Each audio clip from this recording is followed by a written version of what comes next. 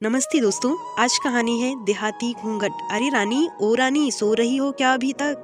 रानी की जेठानी जोर जोर से चिल्ला रही थी। घर के आंगन में खड़े होकर रानी यानी मैं भागती हुई अपने कमरे से निकली और बोली, दीदी आ गई मैं। जेठानी बोली, रानी तुम्हारा नाम रानी है, तुम रानी नहीं हो। मैंने तुम्हें रात में सुबह को जल्दी उठ जाना तुम्हारी मुंह दिखाई की रस्म है। मैंने बोला कि दीदी रात को नींद ही नहीं आई, जगह नहीं है और मन में थोड़ा सा डर था कि सुबह आंख नहीं खुली। तो रजनी दीदी हंसती हुई बोली, रानी मेरी प्यारी देवरानी जल्दी से घूंघट कर लो, अगर माँ जी आ गई तो हंगामा हो जाएगा। मैंने घूंघट किया ही था कि तभी माँ जी वहाँ आई और कड़कड़ाती आवाज में बोली, चलो अब क्या यहाँ तुम गपशप मारती रहोगी तुम दोनों? हमने चलना शुरू ही किया था। तभी माँ जी ने रजनी दीदी के कंधे पर हाथ रखा और बोली, पता है ना कहाँ से जाना है और कैसे जाना है? माँ जी ने बोला, जब भी कोई तुमसे बड़ा तुम्हारे सामने खड़ा हो तो हमेशा घूंघट में रहना और कम से कम अपने बड़ों के सामने आना, और बिना घूंघट के तो कभी नहीं। रजनी दीदी कुछ बोली ही नहीं, बस अपना सिर हिलाकर हाँ बोल दिया। मैंने भी बस अपना सर हाँ में हिलाया और माँ जी के जाने के बाद मैंने, रजनी दीदी आप तो स्कॉलर हो और इन सब चीजों को कैसे निभाती हो? रजनी दीदी मुस्कुराई और बोली, मैं थारे जेठ से बहुत प्यार करती हूँ, इसलिए अभी तक चुपचाप सब चीजें निभा रही हूँ। मैं कुछ नहीं बोली और चुपचाप रजनी दीदी के साथ घर के बाहर वाले कमरे में जाकर बैठ गई। वहाँ पर एक पड़ोस की आंटी जी बैठी थी।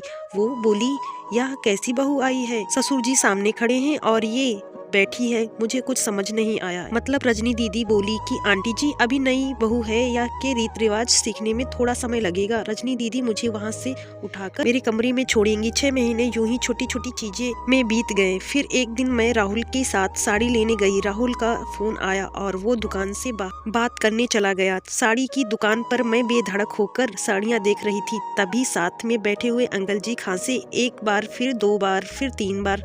मैं साड़ी वाले भैया से बोला कि भैया इन अंकल जी को पानी दे दो, बहुत खांसी हो रही है। इन्हें अंकल जी भड़क उठे और बोले, क्या बदतमीज लड़की है ये, कुछ शर्म लिहाज है यहाँ नहीं? इसे दुकान में हंगामा देखकर राहुल बाहर से भागकर अंदर आया और अंदर आते ही अंकल जी के पैर छूकर बोले, मामा जी आप यहाँ? मैं घबराकर दुकान से बाहर निकल आई, एक लंबा सा घूंघट करके गाड़ी में बैठ गई। राहुल बाहर आया और गाड़ी में बैठकर गाड़ी बहुत तेजी चलाने। मैंने धीमी आवाज में बोला, गाड़ी बहुत तेज चला रहे हो, कहीं एक्सीडेंट न हो जाए। हम घर पहुँचे ही थे तभी माँ जी जोर जोर से चिल्लाते हुए बाहर आई और बोली, आ गई महारानी साहिबा, खानदान की इज्जत मिट्टी में मिलाकर।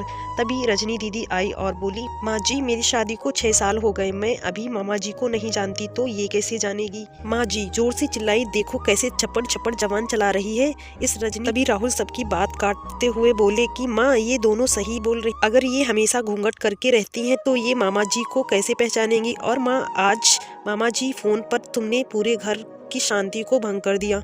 ये वो समाज है जिसने सीता मैया पर भी उंगली उठाई थी। पिताजी और जेठ जी ने भी अपना पक्ष राहुल के साथ ही रखा। माँ थोड़ी देर सोचने के बाद वापस रजनी दीदी और मेरे पास आई और बोली, तुम दोनों को अपनी मर्यादा पता है, मुझे उम्मीद है कि तुम कभी भी मेरा सर शर्म से नीचे नहीं झुकाने दोगी। यह कहानी आप पढ़ रहे थे कहानी एक सीख पे। हमें सपोर्ट करने के लिए प्लीज चैनल को सब्सक्राइब करें, वीडियो को लाइक करें, शेयर करना बिल्कुल मत भूलें।